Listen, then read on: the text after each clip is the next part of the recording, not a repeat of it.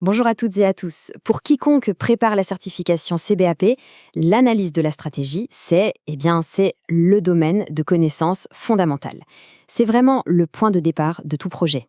Alors, dans les minutes qui suivent, on va décortiquer ça ensemble. L'objectif, donner toutes les clés pour maîtriser le sujet et bien sûr, cartonner le jour J. Allez, on plonge directement dans le vif du sujet. Voilà notre plan de match. On va suivre la structure, très logique d'ailleurs, du Babok. On commence avec les bases, puis on décortique chaque tâche, une par une.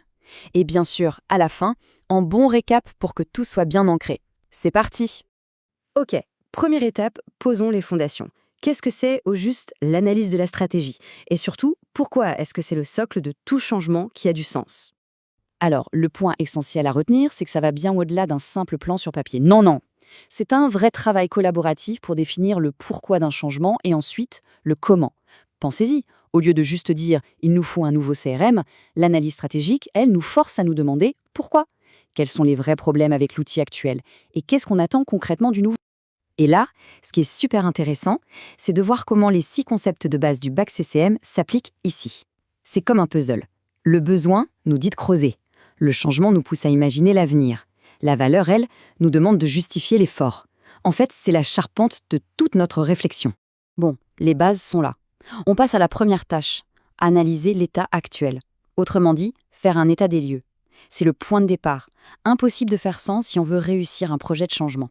Et attention, le but, ce n'est pas juste de lister des problèmes. L'idée, c'est de dénicher le vrai besoin métier, celui qui justifie tout le projet. Par exemple, on ne se contente pas de dire « les ventes baissent ». Non, on creuse. Est-ce le produit, le marketing, la concurrence? C'est là que l'analyste apporte une vraie valeur ajoutée. Pour avoir la vue d'ensemble, la fameuse vision à 360 degrés, il faut vraiment scanner tout l'environnement. À l'intérieur de l'entreprise, la culture, les processus, la techno. Et à l'extérieur, les concurrents, le marché, les clients. On ne laisse rien de côté. L'objectif est d'avoir un diagnostic en béton. Et ça résume parfaitement la mécanique. On prend les infos collectées auprès des parties prenantes, ce sont nos intrants, et avec ça, on produit 2 livrables clés, nos extrants. Une description super claire de l'état actuel et les exigences d'affaires. C'est vraiment la fondation sur laquelle tout le reste va reposer. Ok, on sait d'où on part. La suite logique, c'est où est-ce qu'on veut aller? Il s'agit maintenant de définir une vision de l'avenir qui soit à la fois partagée par tout le monde et surtout réalisable. Et pour que cette vision ne reste pas un vœu pieux, on la rend concrète avec la méthode SMART. C'est un classique, mais c'est une technique à connaître sur le bout des doigts pour l'examen. Au lieu d'un vague « améliorer la satisfaction client », on va dire « augmenter le score de satisfaction de 10% d'ici 6 mois ». C'est précis. D'ailleurs, petite astuce pour l'examen, faites gaffe aux objectifs qui ont l'air smart mais où il manque un petit quelque chose, genre la date limite. C'est un piège classique. Et remarquez comme tout s'enchaîne logiquement. L'extrant de la tâche d'avant, les exigences d'affaires, devient l'intrant principal de celle-ci. Ce flux, c'est vraiment la clé à comprendre pour le CBAP. On avance pas à pas, on construit brique par brique, c'est super important. Très bien. On a notre point A et notre point B.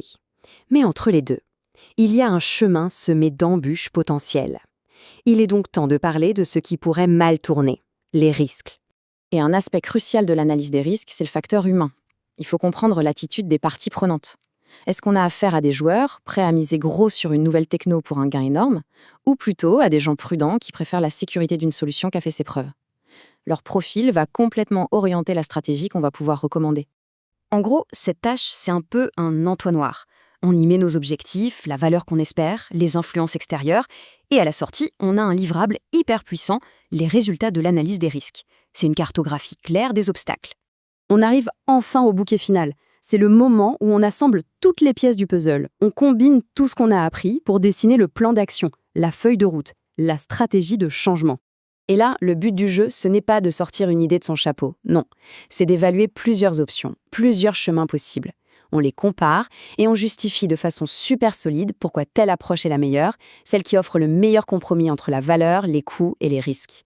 Une bonne stratégie de changement, c'est un peu comme une recette de cuisine parfaitement écrite. Tout y est. Le pourquoi du plat, les étapes de préparation, qui fait quoi, le coût des ingrédients. Si on arrive à répondre à toutes ces questions de manière claire, on a de très bonnes chances de convaincre tout le monde et de réussir. Et voilà, la boucle est bouclée, c'est vraiment l'aboutissement. On voit comment tout le travail qu'on a fait avant, l'analyse de l'état actuel, la définition de l'état futur, l'évaluation des risques, tout ça converge pour nous donner les 2 livrables finaux, ceux qui vont vraiment servir à lancer l'action. La stratégie de changement et la portée de la solution. Allez, pour être sûr que tout est bien en place, on résume. On condense tout ça sur une seule diapo bien percutante. Parfait pour la dernière ligne droite avant l'examen. Et ce tableau, il résume tout le cadre stratégique à la perfection. On part du pourquoi avec l'état actuel, on définit le quoi avec l'état futur, on anticipe les et si avec les risques, et on termine par le comment avec la stratégie. C'est ce cheminement, cette logique qu'il faut absolument retenir. Pour la suite de la préparation, gardez cette question en tête. C'est quoi la plus grosse erreur possible en définissant une stratégie de changement? Mal comprendre le point de départ? Viser une cible inaccessible? Sous-estimer les risques? Ou juste prendre la mauvaise route? En fait, la réponse, c'est que maîtriser l'analyse de la stratégie, c'est précisément ce qui permet d'éviter toutes ces erreurs. Voilà, bon courage pour la suite.